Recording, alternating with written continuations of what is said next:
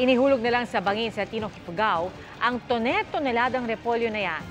Ayon sa magsasakang si Brent Orlando Polano, inalok daw nila ang mga repolyo sa trading post sa La Trinidad, Benguet pero wala raw bumili. Nasa 30 hanggang 50,000 pesos daw ang kanilang lugi. At ito raw ang unang beses na nagtapon sila ng mga inaning repolyo dahil hindi na maibenta. Hindi tulad sa Ifugao, wala namang nasayang sa mga repolyo sa Benguet na ipinamahagi sa Quezon City. Libre po na ipinamigay ng isang foundation at ng LGU ang halos 5 toneladang repolyo na yan sa mga barangay, simbahan at feeding centers.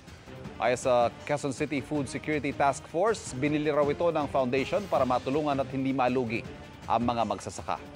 Malaking tulong yan lalo't sa ibang pamilihan gaya sa Mega Q-Mart, tumakas ang presyo ng gulay Tagalog dahil sa paghina ng ani ayon sa ilang nagtitinda. Mga kapuso, patuloy na tumutok sa mga balita, mag-subscribe sa GMA Integrated News sa YouTube.